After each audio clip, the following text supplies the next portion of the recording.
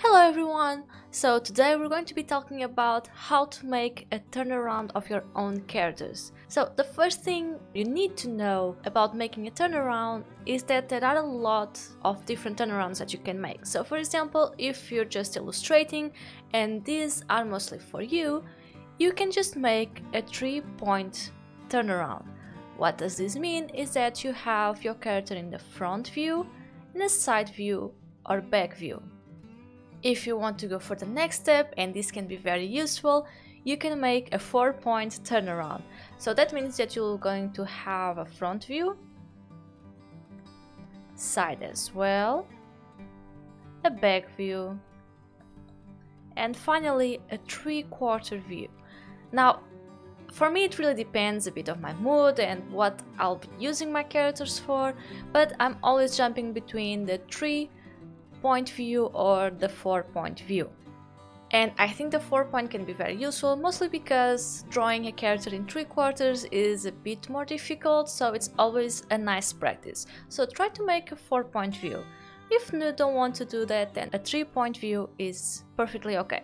Now let's say you want to use these characters for animation. You want to animate your characters. In that case, it is very common to do an 8-point turnaround, which is like this. So you have here Bender, and as you can see, you have all the views you can have in a character. You have front, you have 3/4, side, 3/4, but with the back turned to us, a full back view, then the opposites of this one. So back 3/4 view turned to the left, the side turned to the left as well, and then the 3/4 view from the front turned to the left. Now if you put this all together, you'll have a full animation of your character turning around. And this is why that in the animation you do the 8-point view, is that you already have something animated and you have all the references you need. And the turnarounds are very helpful really for that. It's for you to use as reference, or if you're working for someone, they can have the reference and work from there. So okay, now that we know what kind of turnarounds we can make, we are ready to start our turnaround, right? So the first thing you want to have is your character drawn. Right? You'll be drawing your character for the first time, maybe not the first time, but after some tries, trying to decide how you want them to look. Once you're decided on that, you will draw them. And the first position you usually draw is from the front. It's the first thing we usually draw because we have the face here, we have all the details on them. They're usually on the front and not on the back or the side, right? So start with the front view of your character and start by drawing them on a very simple pose. So here I have my character Nevlin standing in a standing pose and with his arms to the side. A lot of times, as you might have noticed, I draw my characters with their arms a bit almost T-posing, but it's just a bit easier to know how the arms are. If there's any kind of detail or special detail in the arms, it is a bit easier to draw them T-posing, so a bit upwards and to the side than just standing on the body. They will always be a bit hidden. And now you want to do the other poses. So what you want to do is to create some guidelines. So first you draw your character standing, and then your next step is to draw a guideline. So I'm going to just draw here a straight line going all the way of my document. There we go. So we want one at the top and one at the bottom. That's a good place to start. So in both extremities of our character, so the feet and the head, or in this case the head. Now from here on, you'll just be building up your guidelines and making a bunch of lines signaling where important measures are. So for example, the most important are usually the shin, for example, where the shoulders begin, where the hands are. So these are very important. Sometimes if you can see the waist, for example in my character here you can't really see his waist, but waist is also a nice place. You have the eyes, so how big the eyes are going to be right here. In my case, for example, my character has a scarf here, so I want to have a guideline for that. I want to have a guideline for the sleeves, for example, so I know how long they're going to be. And then I want for where the pants end and where the shoes start. So I think these are the most important. And of course, you can make these guidelines more simpler or more complex. It all depends on how complex your character is and where everything is going to be. We're going to move them below the character. So we just go over here, merge this, boom, they're behind.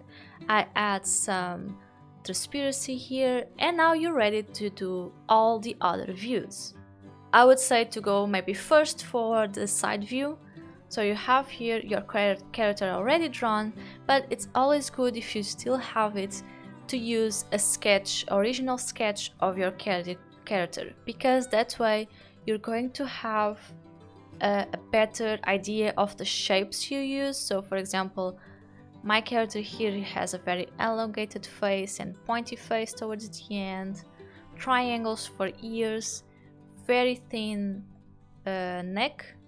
Then we have this weird, almost like a door shape for the body, the arms here with the big sleeves, and then tiny rectangles for the legs and almost triangles for the feet. So you know, here I already have the main shapes of my character, so now I just have to apply this to a side view. You know the main shapes and you can draw them in the side view, so always have a reference when drawing all the other sides. Then finally, when you're done with the side view, you have the back view. Now the back view isn't very hard. The back view, as you can see, we have the exact same pose, right? So one thing you can do is copy the front view, paste it, and then change everything you need to change. So for example, here in my character Breen, of course on the back view I won't have the face, but I do have the hair, so all I had to do was erase the face, complete this whole shape for hair, and do the rest of the braid according to my reference here. So here is her hair, and all I had to do is do the same thing but in a different view. Her clothing is also very similar.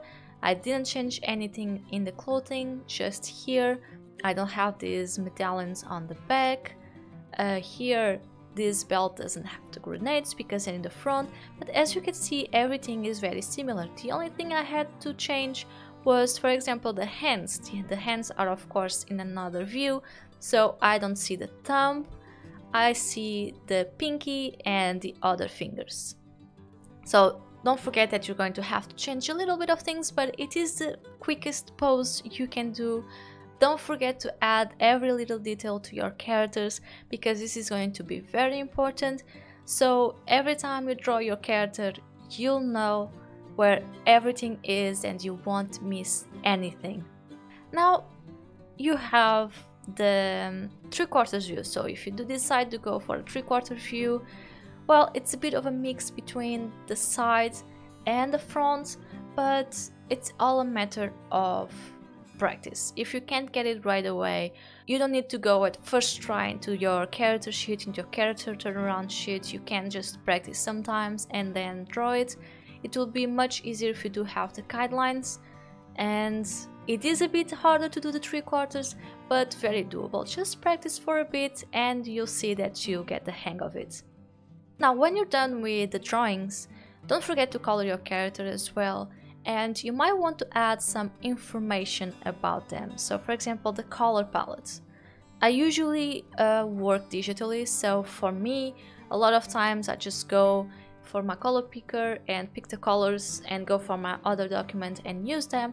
But it is very special if you're working with someone else. It is very useful to, when you're finished with the turnaround, to add the colors. So I have here all the colors I'm using in this character and the codes for each. So if for some reason I need it and I won't be color picking the colors, I have here all the codes. This is maybe just for a matter of organization, so you're sure you have the exact tone of your characters, or if you're working with someone and that someone needs the information, all the information of your character, they have here, or you have a full turnaround with all the information the other person needs. So do try to at least put the palette there, because let's say you want to draw your character traditionally. You might not find exactly the same colors, but if you have the palette, you can go for something similar. So this is very useful. So do have fun with that. And a little reminder, I do have a whole class on creating your own characters, and I go about creating a whole turnaround of the character. So if you're interested in that, you can check those classes on both Skillshare and Udemy, and even Gumroad. So you can get the links in the description, take a look at that if you're interested, and have lots of fun. And remember, keep on drawing.